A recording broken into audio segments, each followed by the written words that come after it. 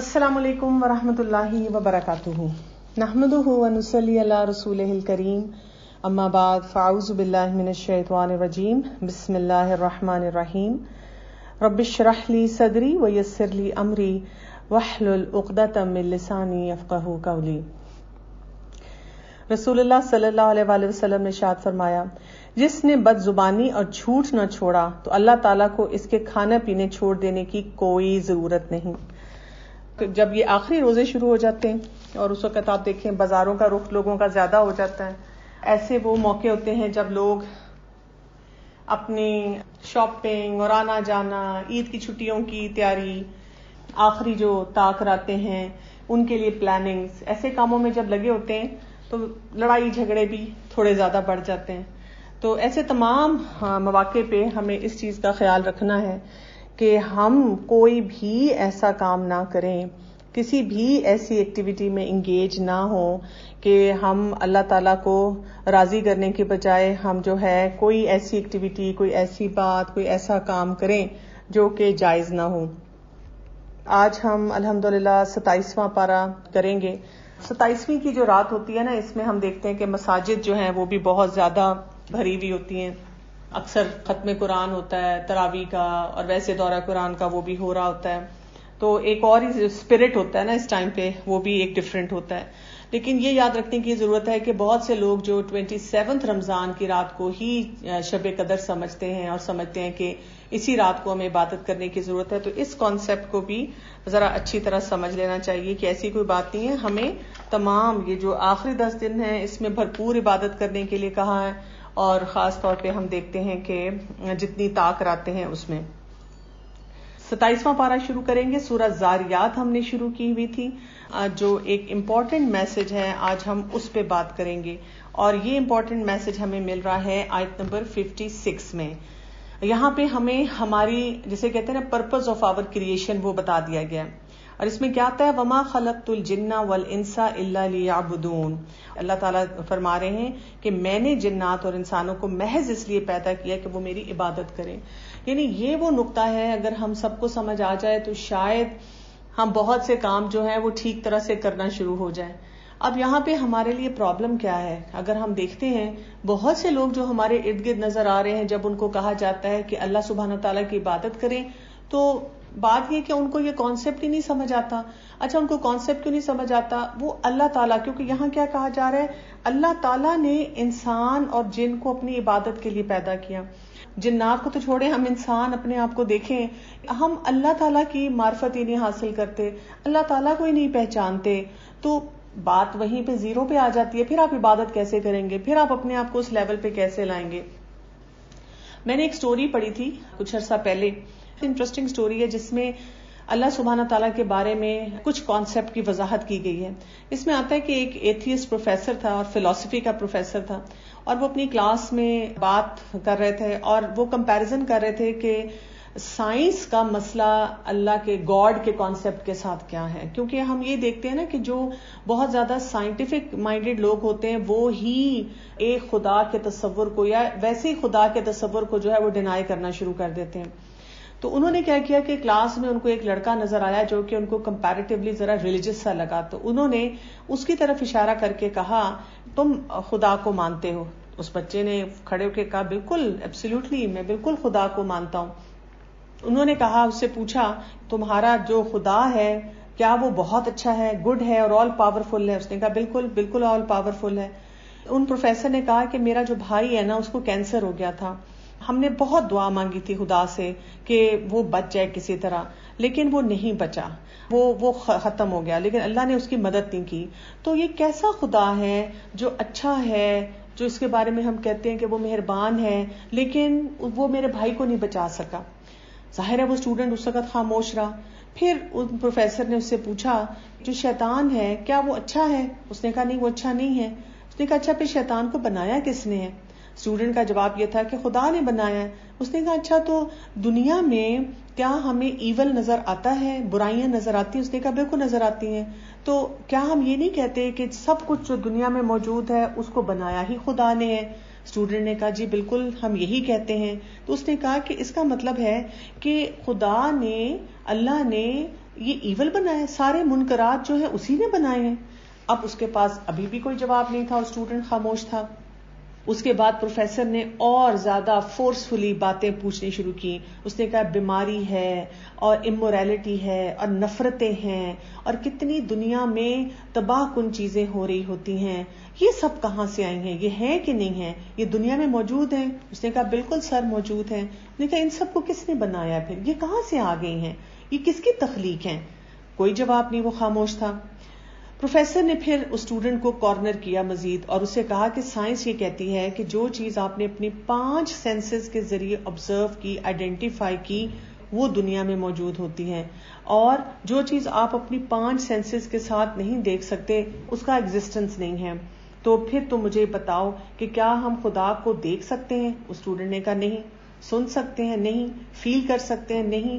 کسی طرح سے ٹیسٹ کر سکتے ہیں؟ نہیں. اسمیل کر سکتے ہیں؟ نہیں. یعنی اس نے ساری 5 سینسز سے ہی اس چیز کے بارے میں بات کی. اس نے کہا کہ ہماری کوئی سینسری پرسپشن ہے خدا کے بارے میں؟ تو اسٹوڈنٹ نے کہا I am afraid sir I don't think so کہ ہماری ایسی کوئی بھی سینسری پرسپشن ہے. تو اس نے کہا پھر بھی تم اس خدا پہ یقین کرتے ہو؟ اس نے کہا ہاں میں اس خدا پہ یقین کرتا ہوں.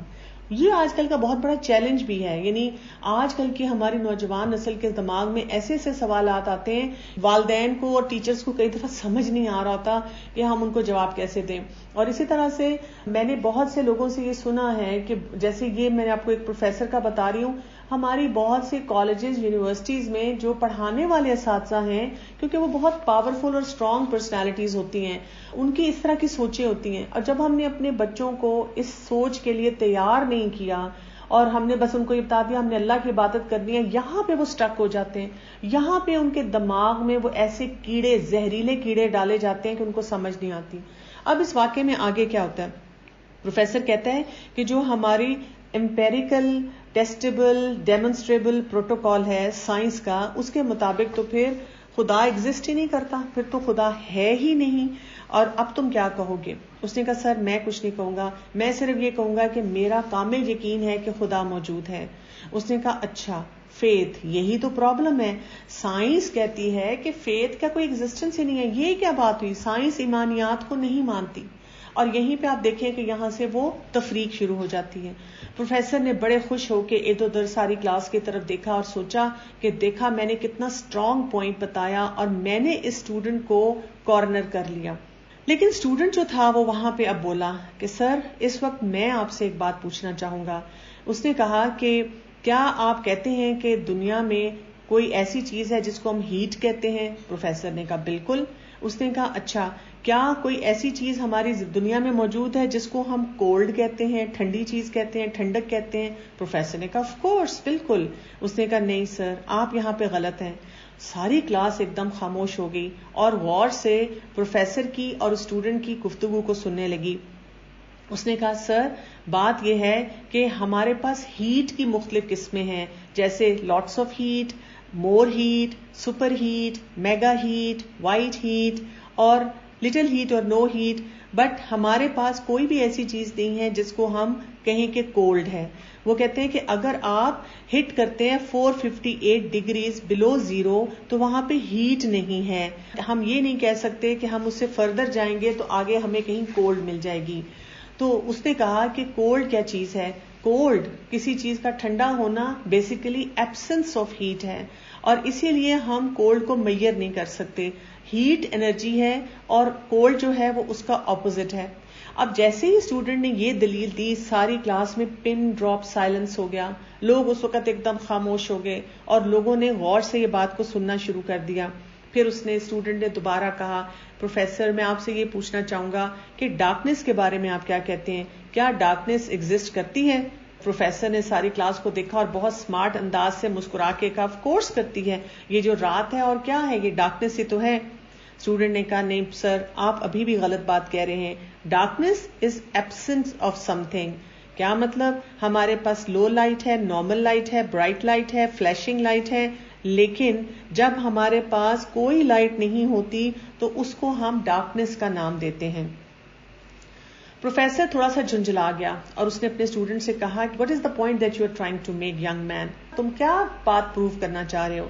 اس نے کہا سر میں آپ کو یہ پروف کرنا چاہ رہا ہوں کہ جو فلسفی آپ دے رہے ہیں خدا کے لیے، کیا اوور آل پورے ابھی ہماری جو بات ہوئی ہے اس میں وہ اس کے اندر بہت بڑا نقص ہے، وہ فلاڈ قسم کی فلسفی ہے۔ تو پروفیسر نے کہا یہ تم کیسے کہہ سکتے ہو؟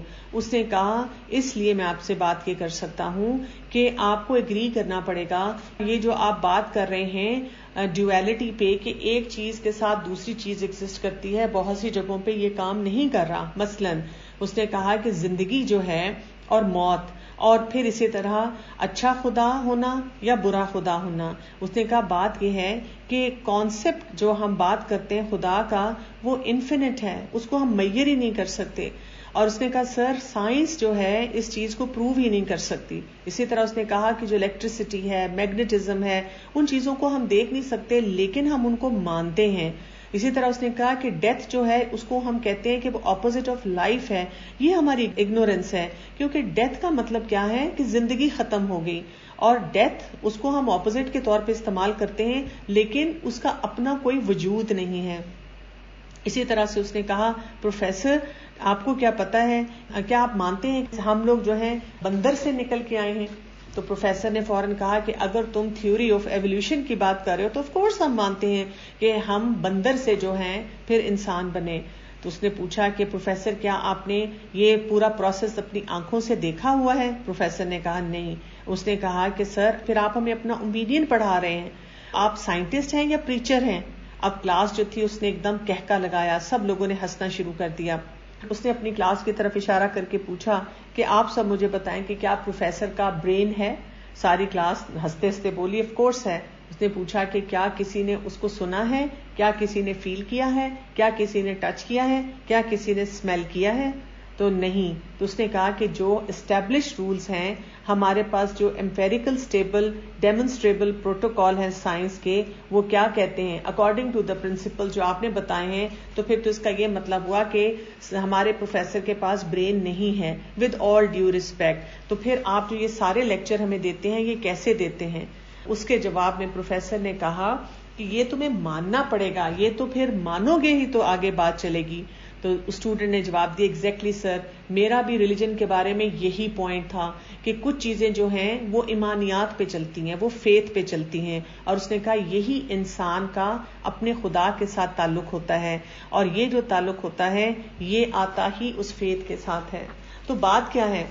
یہ جو سٹوری ہے لیکن ہمیں یہ کیا بتاتی ہے کہ ہم اگر اپنے ایمان کے بارے میں کلیئر ہوں گے، ہمیں یہ پتا ہوگا یہاں پہ مجھے کیا جواب دینا ہے، کیا چیز کیسے ایگزسٹ کرتی ہے، تو پھر ہمارے لیے کسی بھی پوائنٹ کو آگے سے آگے لے کے جانا مشکل نہیں ہوگا۔ ہمارا پرابلم یہ ہوتا ہے کہ ہمیں اللہ کے نام نہیں پتا، ہم اللہ سبحانہ تعالیٰ کو صحیح طرح سے جانتے نہیں ہیں، اور جب ہم نہیں جانتے تو پھر اگر ہمارے سامنے کوئی بھی کوئی جواز دیتا ہے تو ہم اس میں الجھ کے رہ جاتے ہیں۔ اور اکثر جو بڑے لوگ ہوتے ہیں وہ پھر صرف اتنی سی بات کرتے ہیں، ایسا سوال نہیں پوچھتے، یہ غلط بات ہے، یہ سوچو بھی نہ۔ ہاں کچھ سوچیں ایسی ڈیفینیٹلی ہیں جس کے بارے میں ایون رسول اللہ صلی اللہ علیہ وآلہ وسلم نے صحابہ کو بھی روکا اور ان سے کہا کہ اپنی ان سوچوں کو لگام دے کے رکھو اور ایک حد کے بعد ان چیزوں کے بارے میں نہ سوچو۔ لیکن اگر کوئی آپ کے سامنے کوئی لاجیکل سوال کرتا ہے تو ہمیں اس کا لاجیکل جواب دینا آنا چاہیے۔ ابھی کل ہی مجھ سے کسی نے پوچھا کہ میرے ذہن میں بار بار یہ خیال آتا ہے، مطلب ہم یہ کہتے ہیں کہ اللہ نے سب کو بنایا، تو پھر اللہ کو کس نے بنایا؟ اور یہ سوال مجھے لگتا ہے کہ بہت سے لوگوں کے ذہن میں آتا ہے لیکن بہت کم لوگ کسی سے پوچھنے کی ہمت کرتے ہیں۔ تو میں نے ان کو یہ سمجھایا کہ دیکھیں کریٹر اور کریشن کا یہی فرق ہے۔ ہم کیونکہ کریشن ہیں، ہم مخلوق ہیں، ہم وہ کریٹر کے لیول تک پہنچ نہیں سکتے۔ ایکچولی پرابلم ہماری صرف یہ ہے کہ ہم ہر طریقے سے لاجیکل طریقے سے اس لیول پہ پہنچنے کی کوشش کرتے ہیں اور اسی لیے پھر ہم تھک جاتے ہیں، ایگزاسٹ ہو جاتے ہیں۔ اور ان کو میں نے کہا کہ چلیں تھوڑی دیر کے لیے اگر ہم سوچ بھی لیتے ہیں، آپ کہتے ہیں کہ جی کریٹر جو ہے، جو اللہ ہے، اگر اس سے پہلے کوئی چیز تھی تو پھر اس کا کیا مطلب ہوا کہ وہ جو خدا ہے وہ تو کریٹر نہ رہا، وہ کریشن ہو گیا، اس کا مطلب ہے کوئی اور کریٹر ہے. اور اس کانسیپٹ کو آپ پیچھے پیچھے پیچھے انفینٹی تک لے جائیں، آپ تھک جائیں گے لیکن آپ کو جواب نہیں ملے گا. تو یہاں پر آپ کو کیا کرنا پڑے گا، اپنی سوچ پہ یہ بند لگانا پڑے گا. آپ کو اپنے آپ کو یہ بتانا پڑے گا کہ پرابلم مجھے اس لیے نہیں سمجھ آ رہی، پرابلم یہاں پہ کیا ہے، یہ بات مجھے کیوں نہیں سمجھ آ رہی، اس لیے نہیں سمجھ آ رہی کیونکہ میں کریشن ہوں. اور جو کریشن ہے اور کریٹر کے لیول میں اتنا فرق ہوتا ہے. اس کو عام زبان میں ہم دیکھیں جو کہ وہ کمپیرزن پھر بھی نہیں بنتا. ایک بچہ جو ابھی نرسری بھی اس نے شروع نہیں کی اور آپ اس کو پی ایچ ڈی لیول کا کوئی فارمولا دیں یا کوئی سوال پوچھیں تو کیا وہ اس کا جواب دے سکے گا؟ نہیں دے سکے گا. اگر آپ کوئی ایسی تھیوری اس کے سامنے پریزنٹ کرتے ہیں، کیا اس کو وہ تھیوری جو ہے وہ سمجھ آئے گی؟ بالکل بھی سمجھ نہیں آئے گی. تو بالکل اسی طرح سے ہم اللہ سبحانہ و تعالیٰ نے جو کچھ کریٹ کیا، جو ہمیں سمجھ آ جائے الحمدللہ. ایمانیات ہیں ہی یہ کہ کیونکہ وہ ہمارا کریٹر ہے، ہم مانتے ہیں وہ خالق ہے، ہم اس کی مخلوق ہیں، تو ہم نے اس کی عبادت کرنی ہے. تو عبادت کے لیے جب تک آپ کے اندر کلیئرٹی نہیں ہوگی اللہ کے بارے میں، اور آپ کے سامنے کوئی ایسا سوال کرے اور آپ کانفیڈنٹلی اس کا جواب نہ دے سکیں، تو آپ آج کل کے دور میں تو الجھ کے رہ جائیں گے. ہر شخص اتنا سائنٹیفک مائنڈیڈ چل رہا ہے آپ کے ارد گرد کہ وہ آپ سے ایسی باتیں کر سکتے ہیں کہ وہ آپ کو بالکل ہی پریشان کر دیں اور آپ پھر اس میں آپ کو سمجھ نہ آئے کہ ہم نے اس میں کرنا کیا ہے. آگے چلتے ہیں سورۃ طور. بسم اللہ الرحمن الرحیم. والطور وکتاب مسطور فی رق منشور والبیت المعمور. قسم ہے طور کی اور لکھی ہوئی کتاب کی جو جھلی کے کھلے ہوئے ورق میں ہے اور آباد گھر کی. اگر آپ سورۃ طور کو دیکھتے ہیں تو اس میں بیسیکلی ہمیں ریالٹی آف لائف دکھائی جا رہی ہے. سورۃ طور میں بہت سے واقعات آئیں گے جو کہ قیامت کو ایکسپلین کریں گے کہ آخری وقت آنے والا ہے، اس پہ بہت ساری بات ہوگی. اب آپ دیکھیں آخری چند پارے جو ہے نا، اس میں قیامت کا ذکر جو ہے وہ بہت زیادہ آنا شروع ہو جائے گا. اور جتنا زیادہ قیامت کا ذکر آتا چلا جائے گا، ہمیں جیسے ایک قسم کا جھنجھوڑا جائے گا کہ ریالٹی کے بارے میں سوچو. مجھے کئی دفعہ حیرت ہوتی ہے کہ لوگوں کے سامنے جب قیامت کا ذکر کرو تو وہ اس کو ماننے کے لیے تیار نہیں ہوتے، اس کی حقیقت کو سمجھنے کے لیے تیار نہیں ہوتے. لیکن اگر کوئی ایسی مووی بن جائے جو بتا رہی ہے کہ اینڈ آف ٹائمز آ رہے ہیں، اگر کسی کی کوئی پریڈکشن پتا چل جائے، لوگ ہمارے ارد گرد یہ نوسٹراڈیمس کی ابھی تک جو پریڈکشنز ہیں ان کو پڑھتے ہیں، سوچتے ہیں ان کے بارے میں، ہم ایسی چیزوں پہ بلیو کرتے ہیں. لیکن جو اللہ سبحانہ تعالیٰ نے گراؤنڈ ریالٹی ہمیں قرآن میں دے دی، ہم اس کو ماننے کے لیے تیار نہیں. اور یہاں پہ بیت المعمور کا ذکر آیا ہے. یہ بیت المعمور جو ہے یہ اللہ سبحانہ تعالیٰ کے عرش کے پاس ایک جگہ ہے. اور بیت المعمور میں کیا ہے جو ہمیں ایک حدیث سے پتا چلتا ہے کہ اس میں 70,000 فرشتے اللہ کی عبادت کے لیے مقرر ہیں اور وہ آتے ہیں اور پھر ان کی دوبارہ باری نہیں آتی. جس طرح ہم نیچے طواف کرتے ہیں کعبہ میں، اسی طرح اللہ کے پاس اللہ کے عرش کے قریب یہ جگہ ہے جہاں پر فرشتے ہیں وہ اللہ کی عبادت کرتے ہیں. یہ بھی بات بتائی جا رہی ہے، اگر آیت نمبر 1 سے 20 تک میں ہم دیکھتے ہیں، اللہ تعالیٰ کی جو نشانی ہے ان کو ماننے کے لیے تیار نہیں ہوتے، وہ آخرت کے کانسیپٹ کو جھٹلاتے ہیں. اور آخر میں اللہ سبحانہ تعالیٰ کہتے ہیں ایک وقت آئے گا جو ان کی آنکھوں کے سامنے یہ ساری چیزیں آ جائیں گی اور اس وقت وہ ان کو آگ میں ڈال دیا جائے گا. لیکن اس کے برعکس جو متقی لوگ ہیں ان کے لیے اللہ تعالیٰ کی طرف سے انعامات بھی ہوں گے، ان کو خاص جو چیزیں دی جائیں گی. اب وہ جب آپس میں بات کر رہے ہوں گے جنت والے وہاں پہ کہ ہم جنت میں آئے تو ہم کیا کرتے تھے، تو آپ دیکھیں آیت نمبر 26 میں ایک بڑی امپورٹنٹ بات یہاں پہ آ رہی ہے. آیت نمبر 26 میں آتا ہے کہ وہ کیا کہیں گے، قالوا انا كنا قبل فی اہلنا مشفقین. اس سے پہلے ہم اپنے گھر والوں کے درمیان بہت ڈرا کرتے تھے. یعنی یہاں پہ اب دو چیزیں سمجھنے کی ہیں. جنت والے کیا کہہ رہے ہیں کہ جب ہم اپنے گھر میں رہتے تھے اس دنیا میں، دنیا کی زندگی میں، تو ڈرا کرتے تھے. کیا مطلب ہے اس کا؟ ایک بات تو یہ ہو سکتی ہے کہ ہم جب ادھر رہتے تھے گھر میں رہتے ہوئے ہم ڈرتے تھے، ہم کہتے تھے کہ نہیں کچھ بھی ہو جائے میں نے اللہ کے حکم کے مطابق اپنی زندگی گزارنی ہے. اور دوسرا اس کا اپوزٹ بھی ہو سکتا ہے کہ ہمیں دین پہ عمل کرتے ہوئے ڈر لگا کرتا تھا. کیوں؟ اب آپ دیکھیں کہ جو شخص اگر گھر میں رہتا ہے اور کہتا ہے کیونکہ میرے گھر میں کوئی نماز نہیں پڑھتا، میرے گھر میں کوئی پردہ نہیں کرتا، میرے گھر میں کوئی قرآن نہیں کھولتا، میرے گھر میں کوئی دین کے مطابق کام نہیں کرتا، اور وہ دین کے مطابق کوئی کام نہ کرے، اس طرح سے ڈر کے رہے، تو کیا ہو جائے گا؟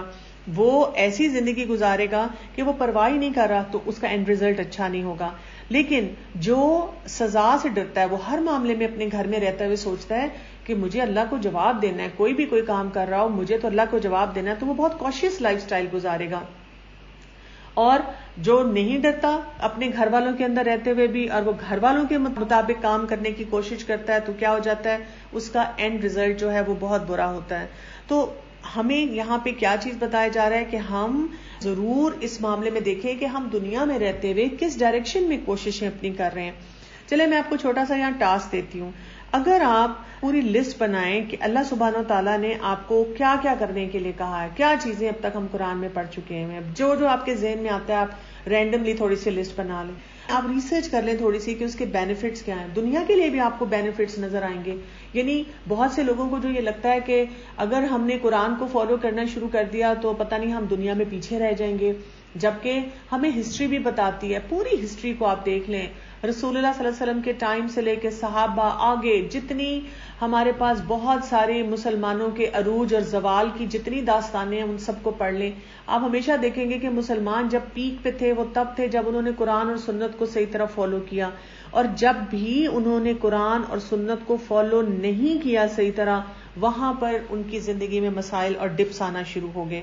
دوسری بات یہ کہ اگر آپ اس وقت دنیا میں کہیں پہ بھی چلے جائیں اور جو کچھ بھی قرآن کے اندر ہم پڑھتے ہیں دیکھتے ہیں, آپ وہ والے سارے احکامات اٹھائیں اور آپ کسی سے بھی بات کرتے ہوئے ان کو یہ نہ بتائیں کہ یہ قرآن میں ہے. آپ ان کو صرف یہ بتائیں ہمیں سچ بولنا چاہیے, ہمیں اپنی سوسائٹی میں وہی صفائی ستھرائی کا خیال رکھنا چاہیے, نیبرز کے رائٹس ہونے چاہیے, ہسبینڈ وائف کے درمیان ایک ٹالرنس کا ایٹیٹیوڈ ہونا چاہیے, جتنے کوالٹیز کمپیشن اور ایمپتھی اور مطلب جو کچھ ہمارا دین بتاتا ہے, یتیموں کا خیال رکھنا, والنٹیئر کرنا, احسان کے رویے کے ساتھ رہنا, کمیونیکیشن سکلز اچھے کرنا, معاف کر دینا, فرگیونیس کی بات کریں.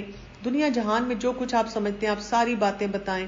تو پھر کیا ہوگا اگر آپ یہ ساری باتیں ان کو بتائیں اور آپ ان کو پوچھیں کہ کیا خیال ہے ہمیں یہ کرنا چاہیے, تو وہ کیا کہیں گے, وہ کہیں گے واو, اگر آپ یہ لائف سٹائل دیں تو ہم تو یہ ماڈل لینے کے لیے تیار ہیں, ساری دنیا اس کوشش میں کر رہی ہے. لیکن اگر آپ ان کو بتا دیں ایکچولی اسلام ہے ہی یہ, مسلمان جو ہیں وہ یہی کہتے ہیں, قرآن یہی بتاتا ہے, تو وہاں پہ فل سٹاپ لگ جاتا ہے. ایسا جو اوور آل ایک کلچر کریٹ ہو چکا ہے کہ ہم سمجھتے ہیں کہ دین کو فالو کرنے سے پتہ نہیں ہماری کیا انسیکیورٹیز جو ہیں وہ اٹیچ ہو جائیں گی. آیت نمبر 48 کو دیکھیں تو یہاں پہ اللہ سبحانہ و تعالیٰ صبح کو اٹھنے کی اور اللہ کی عبادت کرنے کی اور اللہ کی تعریف کرنے کی اور تسبیح پڑھنے کی بات کر رہے ہیں, جس میں ہم دیکھتے ہیں کہ فجر کی نماز جو ہے اس کی طرف خاص طور پہ اشارہ کیا جاتا ہے. اور فجر کی نماز کی ہمیں فضیلت بھی پتہ ہے. جو شخص فجر کی نماز پڑھتا ہے وہ اللہ کی پروٹیکشن میں آ جاتا ہے اور اللہ تعالیٰ جو ہے اس کو بہت سی چیزوں سے بچاتا ہے. پھر یہ بھی یاد رکھیے گا کہ فجر کی نماز جو انسان پڑھتا ہے سارے دن اس کی جو ہے نا وہ برکت جو ہے وہ محسوس کرتا ہے. بہت سارے لوگوں کے لیے فجر کی نماز پڑھنا اور اس کو ٹائم پہ پڑھنا یہ بہت بڑا چیلنج ہوتا ہے.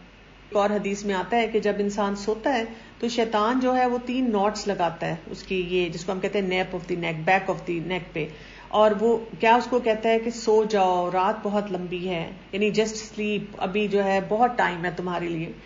اور اس حدیث میں اس طرح آتا ہے کہ جب انسان اٹھ جاتا ہے فجر کے لیے تو ایک نوٹ کھل جاتی ہے, جب وہ وضو کرتا ہے تو دوسری نوٹ کھل جاتی ہے, اور جب وہ پھر نماز کے لیے کھڑا ہو جاتا ہے تو پھر تیسری نوٹ بھی کھل جاتی ہے, اور اب اس کے اوپر سے وہ جو سستی ہے وہ ختم ہو جاتی ہے. لیکن بہت سے لوگوں کا چیلنج ابھی بھی ہم دیکھتے ہیں کہ یہی ہے. اب کیسے اپنے آپ کو فجر کے لیے انسان پریپیئر کرے. آپ دیکھیں رمضان میں لوگ ماشاءاللہ تراویح اور تہجد اور اسی طرح نمازوں کا اہتمام, قرآن کا اہتمام, لیکن اب اس ٹائم پہ تھوڑی سی انزائٹی اور اپریہینشن بھی شروع ہو جاتی ہے کہ رمضان کے بعد کیا ہوگا, پھر وہ میری لائف میں وہ ڈپس آنا شروع ہو جائیں گے, پھر مجھے فیلنگ آف فیلئر ہوگی کہ میں نے یہ بھی نہیں کیا, پھر میرے دل میں خیال آئے گا کہ میں کوئی منافق تو نہیں ہوں. کچھ ٹپس جو ہمیں ہیلپ کر سکتی ہیں. پہلی بات تو یہ کہ اپنے آپ کو بار بار بتانا کہ یہ میں اللہ کے لیے کر رہا ہوں, اور یہ آپ کو موٹیویٹ کرتا ہے. دوسری بات یہ کہ آپ جو فضائل ہیں فجر کی نماز کے, جو فائدے ہیں ان کو پڑھیں. ریوارڈ سسٹم ہمارا جو ایکٹیویٹ ہو جاتا ہے نا, اور ہم سوچتے ہیں اچھا میری زندگی میں آج برکت ہوگی. اب دیکھیں نا سارا دن ہم کتنے مسئلوں میں الجھے رہتے ہیں, کتنی چیزوں کے لیے پریشان ہوتے ہیں اور اس کے لیے ادھر ادھر بھٹکتے بھی رہتے ہیں. تو کیا ہے کہ آپ اپنے ریوارڈ کے بارے میں سوچیں. پھر کثرت سے دعا کریں اپنے لیے کہ اللہ تعالیٰ میری نمازیں جو ہیں وہ ویسی ہوں جو تجھے راضی کر سکیں. پھر اسی طرح سے اپنے جو الارم ہے نا اس پہ سنوز بٹن کو ڈسیبل کر دیں, کیونکہ وہ سنوز نہ ہو, وہ بجتا ہی رہے آپ کے اوپر ہتھوڑا. اور جلدی سونے کی عادت ڈالیں, رات کو وضو کر کے سوئیں. آپ کوئی بڑی بھی بنا سکتے ہیں, کوئی آپ کے ایسے دوست ہو جو وقت پہ اٹھنے والے ہوں نماز کے لیے، تو آپ ان کو کہہ سکتے ہیں کہ جی بس آپ مجھے فون کریں، تو آپ مجھ سے بات کرتے رہیں. اور اس سے کیا ہوگا کہ جب آپ سے کوئی کنٹینیوس بات کرتا رہے گا، فون کرے گا، ایک دن آپ نے اٹھانا ہے، ایک دن اس نے اٹھانا ہے، تو وہ جب سینس آف رسپانسبلٹی ہے وہ بھی انسان کو اس طرح ہیلپ کر دیتی ہے. بہت سے لوگ اس قسم کی موومنٹس بھی چلاتے ہیں، فجر ٹرین کے نام سے یا بڑی سسٹم کے نام سے، فجر بڈیز. تو اس قسم کی ایکٹیویٹیز کو بھی آپ اپنے سرکل میں جو ہیں وہ انیشیٹ کر سکتے ہیں. اگلی سورت پہ آتے ہیں، سورۃ نجم. بسم اللہ الرحمن الرحیم. والنجم اذا ہوا ما ضل صاحبکم وما غوا. قسم ہے ستارے کی جب وہ گرے کہ تمہارے ساتھی نے نہ راہ گم کی اور نہ وہ ٹیڑھی راہ پر ہے، اور نہ وہ اپنی خواہش سے کوئی بات کہتے ہیں، وہ تو صرف وہی سے جو اتاری جاتی ہے وہ بتاتے ہیں. یہاں پر آپ دیکھیں کہ آپ صلی اللہ علیہ وسلم کا جو بتانا ہے کوئی بات، اس کی طرف خاص طور پہ اشارہ کیا جا رہا ہے. اور یہاں سے ہم دیکھیں گے کہ قرآن کے ساتھ ساتھ ہمیں حدیث کی امپورٹنس کا پتہ چلتا ہے. ہم سب کو یہ بات بہت کلیئرٹی سے پتہ ہونی چاہیے کہ اللہ سبحانہ تعالیٰ نے اس ایمان کو مکمل نہیں جانا جو شخص کہے کہ جی میں قرآن کو تو مانتا ہوں لیکن میں حدیث کو نہیں مانتا.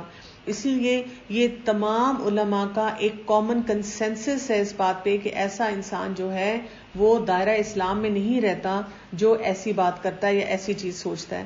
اب ہمارا بہت بڑا ایشو کیا ہے؟ ہمارا ایشو یہ ہے کہ جب ہم کسی بھی گیدرنگ میں بیٹھتے ہیں اور اگر ہم حدیث پہ کوئی بات کرنے لگتے ہیں اور کسی شخص نے اگر کہہ دیا کہ یہ جو ابھی آپ نے حدیث بتائی تھی یہ ضعیف حدیث تھی، اچھا یہاں سے ہمیں پرابلم شروع ہو جاتی ہے. ہم کہتے ہیں مطلب ضعیف کا کیا مطلب ہے؟ وہ کہتے ہیں یہ اوتھینٹک نہیں ہے. ہم کہتے ہیں اچھا اگر اوتھینٹک نہیں ہے تو پھر مجھے کیسے پتا چلے گا؟ پھر اس کا مطلب ہے میں تو حدیث نہ ہی پڑھوں. اس کا مطلب ہے کہ حدیث ڈاؤٹ فل چیز ہے. بات یہ ہے کہ اس کے لیے پوری ایک ایکیڈیمک میتھڈالوجی ہے جس کے ذریعے جو علماء ہیں، جو ایکسپرٹس ہیں اس فیلڈ کے، انہوں نے بہت ریسرچ کر کے، بہت اس کو تھرولی اس کو پڑھ کے، اس کا پورا سسٹم ہے جس کے ذریعے وہ ڈیسائیڈ کرتے ہیں کہ وہ حدیث جو ہے اگر ان کے پاس کوئی سیئنگ آئی ہے، کوئی کوٹ ان کوٹ بات آئی ہے کہ یہ جی رسول اللہ صلی اللہ علیہ وسلم نے فرمایا، تو وہ دو امپورٹنٹ پیرامیٹرز پہ اس کو چیک کرتے ہیں. پہلی چیز وہ یہ دیکھتے ہیں کہ یہ قرآن کی کسی بات کے کانٹریڈکشن میں نہ ہو، کیونکہ حدیثیں ہمیں دیکھیں گے وہ سپلیمنٹ کرتی ہیں قرآن کے میسج کو، وہ ہمیں اس کی مزید وضاحت دیتی ہیں کہ اس سے ہمیں کیا فائدہ ہوگا. دوسری بات یہ ہے اگر کوئی چیز ان کو لگتی ہے کہ اس میں کوئی بروکن چین ہے، چین کا کیا مطلب ہے کہ the message has been passed on from the one person to other. آج کل کے دور میں ینگسٹرز جیسے آپ دیکھیں گے اسنیپ چیٹ پہ وہ اسٹریکس کرتے ہیں کہ جی وہ اسٹریک نہ بریک ہو، ہماری چین چل رہی ہے وہ بریک نہ ہو. تو اس طرح سے حدیث کی بھی چین ہے.